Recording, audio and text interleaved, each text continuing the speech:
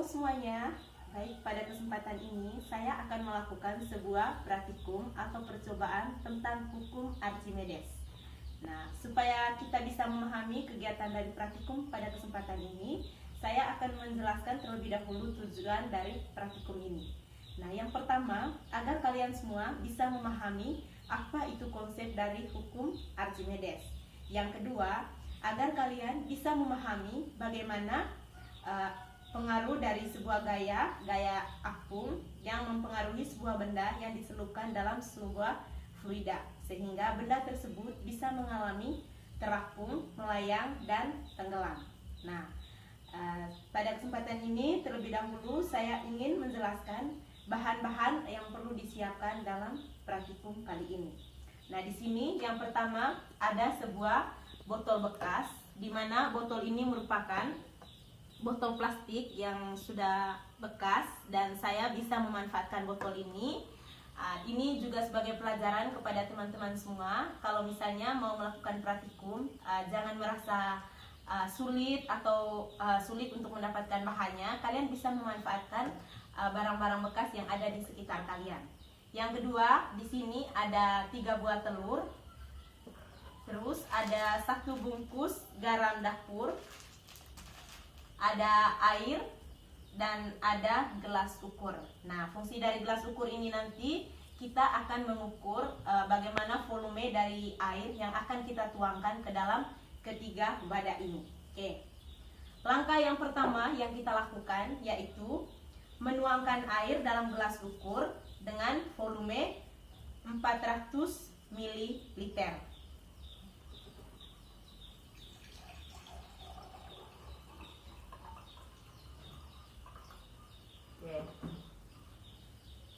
Kita lihat di sini bahwa volume air ini adalah 400 ml. Nah, untuk air ini nanti kita tuangkan ke masing-masing wadah ini. Ada wadah 1, wadah 2, dan wadah 3. Jadi, kita melakukan praktikum dengan ukuran volume air yang sama.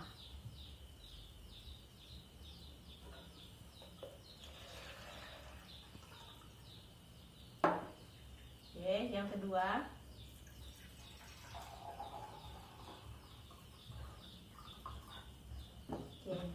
Yang kedua juga kita mengukur air dengan volume yang sama yaitu 400 ml. Kita tuangkan ke wadah 2.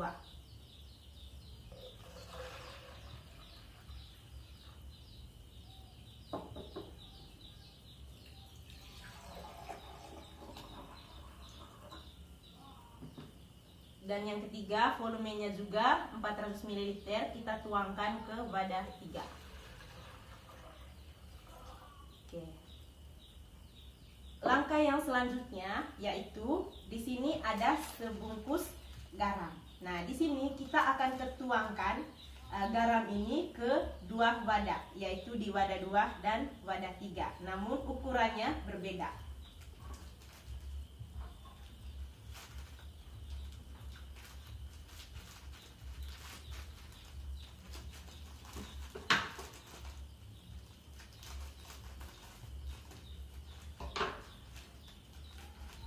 Oke.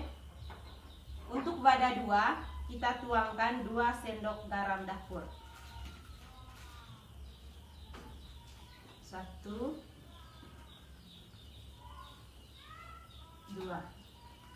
Sedangkan untuk wadah 3 kita tuangkan 5 sendok garam dapur. 1, 2, 3, 4, 5. Oke. Kedua wadah yang kita taruhkan dengan garam tadi kita aduk sampai merata.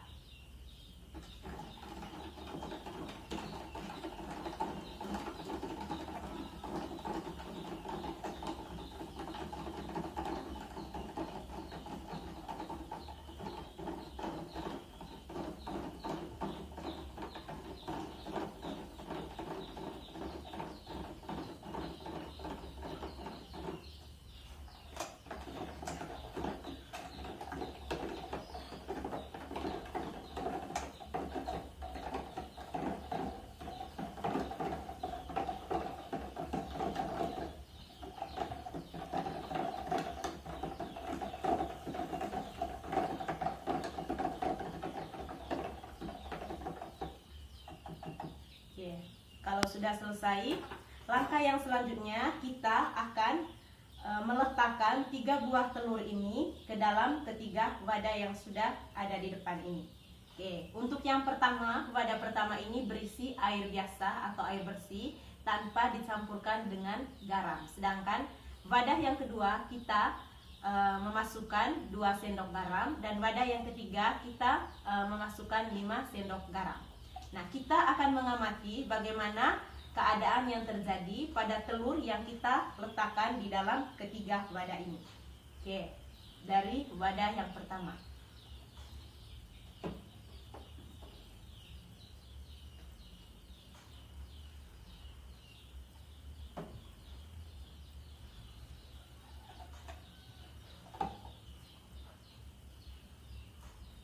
Oke, baik teman-teman, silakan kita perhatikan apa yang terjadi pada telur yang kita celupkan ke dalam 3 wadah ini. Nah, kita amati pada telur yang pertama yang terdapat pada wadah 1.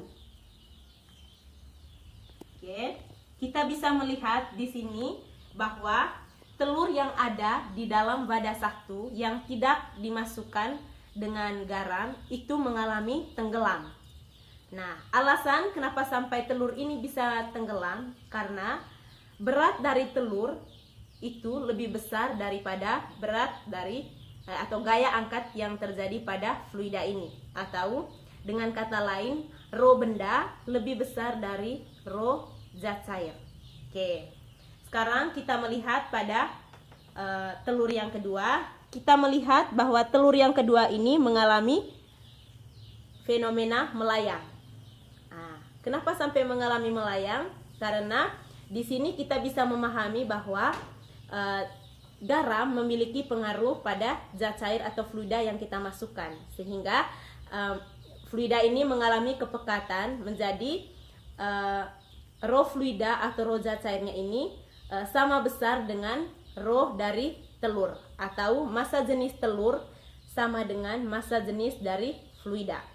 Nah, yang ketiga coba kita amati bersama, di mana telur yang ketiga ini sebagian telur berada dalam zat cair dan sebagiannya lain berada di atas zat cair. Nah, sehingga fenomena pada wadah yang ketiga ini menunjukkan bahwa telur mengalami terapung. Fenomena terapung. Nah, di mana di sini kita bisa melihat bahwa massa jenis dari telur lebih kecil dari massa jenis dari fluida. Nah, massa jenis dari fluida ini tadi lebih besar dibanding massa jenis dari telur. Nah, ini kita bisa melihat bahwa garam dapur memberi dampak yang terjadi pada zat cair ini, di mana zat cair ini mengalami kepekatan sehingga massa jenis dari fluida atau massa jenis dari zat cair yang telah dicampurkan dengan garam ini lebih besar daripada massa jenis dari benda atau dari telur. Oke, baik teman-teman, untuk praktikum kali ini saya rasa sampai di sini dulu. Kalian bisa melihat bagaimana fenomena yang terjadi pada ketiga wadah ini. Nah, dari wadah ini kita juga bisa melihat bahwa setelah kedua zat ini tadi dicampurkan dengan garam dapur, maka terjadi perubahan volume pada zat cair.